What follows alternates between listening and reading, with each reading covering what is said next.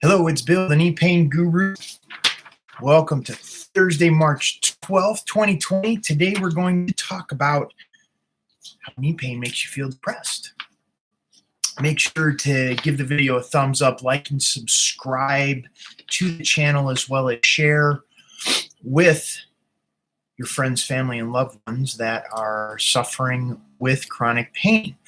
Also, for those that are live here on the call, please enter your questions in the chat. So after this short presentation, I'll be answering questions. For those that are watching the replay, enter your comments below, because I use what is put in the live chat as well as in the comments below for future videos.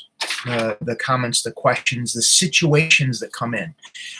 A lot of times, part of the reason why you feel depressed with knee pain is because you don't have the right information. We're going to get into that in just a minute.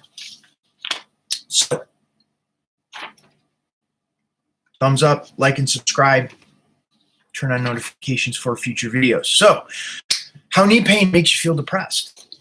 The big piece is what I've seen and what I have found in working with clients over the past 12 years online is that when there's no hope, when there's no hope of the knee getting better and everything you're doing is causing the knee to go into pain, it's real easy to get depressed because you don't see the light at the end of the tunnel. And if you get a little bit of change because you've pushed through pain, going to physical therapy or exercise, then you have pain 4 days later afterwards, it's really hard to keep your chin up, to keep moving forward. And a lot of times the depression sets in because you're feeling stuck. There is no hope and you're feeling helpless in the process. And a lot of times we don't need a ton of information in the room in order to move you forward.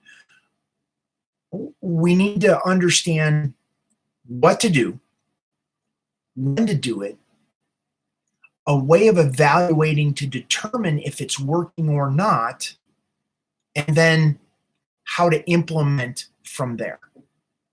It goes down to the basics. If we look at the whole understanding of feeling depressed because of knee pain is because the pain beats you down. Day in, day out, suffering with chronic pain, there's what are you looking forward to? More pain? That's not so fun. So to develop an action plan and understanding the shortest distance between 2 points is a straight line. So if you're here in pain and you want to get out of pain, the shortest distance is to get you here is through comfort. It is not pushing through more pain. Understand the dynamics of what your body is going through. With the physical pain, it has changed your mind, how you think, your emotions. You're constantly looking for the pain. Pain is a feeling. So we have to connect those dots. The mind, the emotions, and the body are connected in this dynamic that's going on. And in order to begin to change that cycle, change that loop, change how you feel about the pain, change how you think about the pain, and change the pain, your experience of that pain physically, we have to start connecting that dot between where you are and where you want to be, which is through comfort. Well, how do we create comfort? It's not by sitting on the couch and doing nothing. It is not by hoping that the pattern is going to be different when you get off the couch. And exercise is not going to get you there, especially when you understand that the pain has changed your mind, your emotions, and your physical body as far as how you move. So there's a gap in there. There's a gap in this place, and we have to understand that gap. That it comes with changing the neurology of what's going on in the knee. Getting the pressure off of the nerves begins to send a signal to your mind, the rest of your body, and your emotions that the pattern is beginning to be different.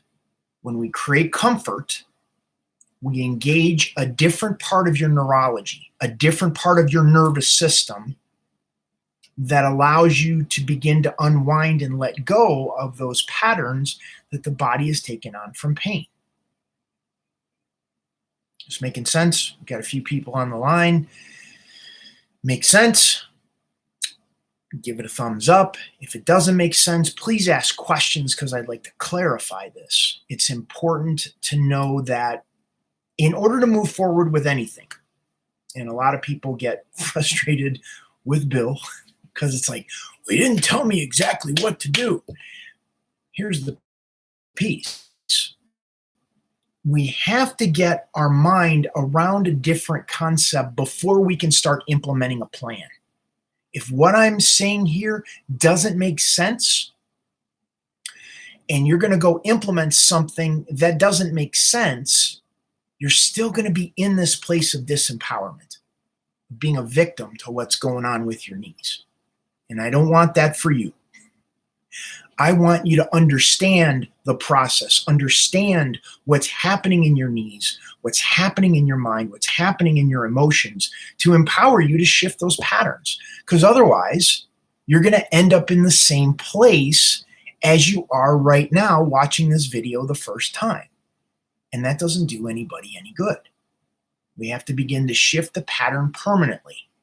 Just like if you got a garden that's overgrown with weeds, and you pull all the weeds out, unless you plant something else in that space, something that you want growing there, the weeds are going to grow back. And it's the same thing with pain in your body. I've seen so many people say, I want to be out of pain, I want to be out of pain, I want to be out of pain. And the moment they get the little minuscule bit of relief, they stop. They don't do anything else. And what ends up happening is the pain comes back. Because they're only taking the first step. Life is not meant to be played that way. Your body is not meant to be engaged that way. We have to look several steps ahead. We have to understand the enormity of the game that we're playing. Let's see, I got a question here from Crunch. What would you recommend for knee tightness when squatting? Well, let's look at what's going on with knee tightness. Now, I'm assuming this is across the board with anybody that comes to my website or my channel. We have to understand that you've gone to the doctor and you've determined that nothing is broken or torn. I can't.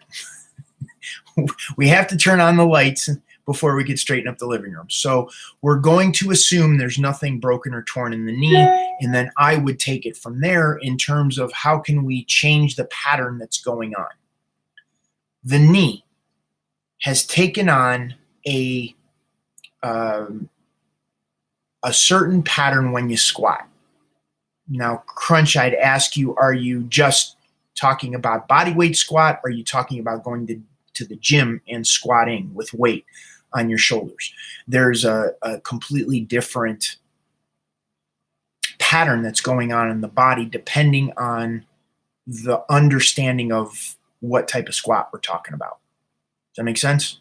So if you could clarify what type of squat. Well, let's just say it's a body weight squat. There is a tension pattern that is going on not only in the knees, but also in the hips and lower back, all the way up and all the way down to the feet, all the way up to the head and all the way down to the feet, that contribute to the tightness that you feel in the knee. It's a neurological pattern that the body has taken on to protect the knee from whatever. Okay, Crunch says, nothing broken or torn, just daily squatting down to pick something up, also loud pops, of course. And are the pops painful? Are you dealing with pain, or is it just noisy? My knee's noisy at times, and a lot of that has to do with the amount of water that I intake, more water that I drink. A lot of it has to do with dehydration.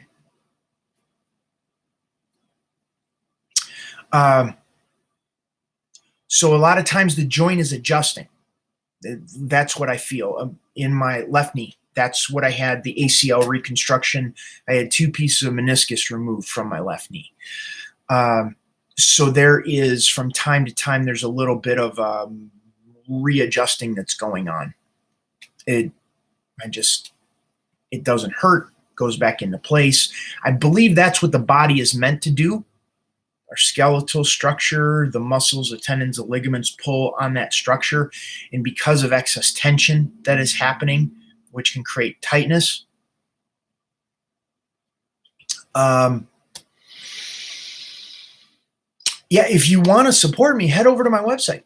I have a newsletter where I send out emails on a daily basis. I have different programs that you can get involved in that I work with clients to teach them how to address the tension patterns that are going on, causing knee tightness or pain, working with clients after knee replacements, whatever it is. The big difference is I'm teaching you how to do it. It's important that you're empowered with the knowledge and understanding of what's going on with your body to be able to get in alignment with your body's capacity to heal itself. Like, your body wants to heal. It defaults to healing. And usually there's something going on we're doing something that is in the way, preventing the body from healing itself. Is that making sense? How about anyone have any more questions? The empowerment piece removes the depression, the feeling of hopelessness.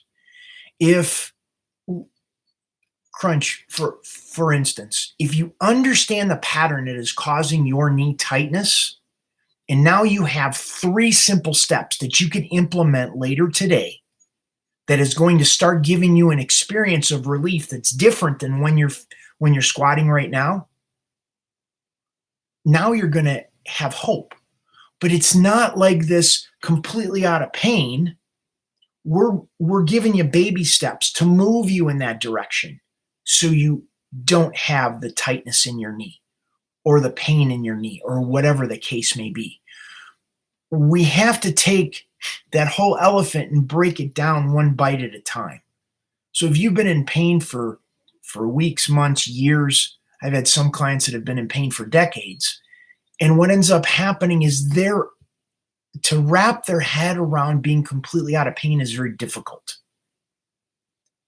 So we need to give them baby steps to begin moving them in that direction. Because if you've had someone that has been in pain for months, years, decades, and all of a sudden they're out of pain, it's too much for their nervous system to integrate, to know even how to act, how to move, how to exercise without pain. They're going to default into the old patterns that are going to put them right back into pain.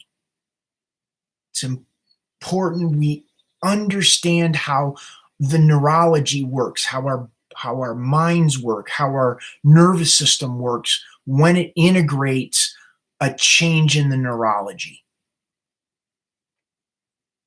Okay. Please give the video a thumbs up, like and subscribe to the channel, turn on notifications for future videos. I do these twice a week, and I use what is put into the chat as well as in the comments for those that are watching the replay for future videos. We do these 2 times a week, one on Mondays, one on Thursdays. Okay.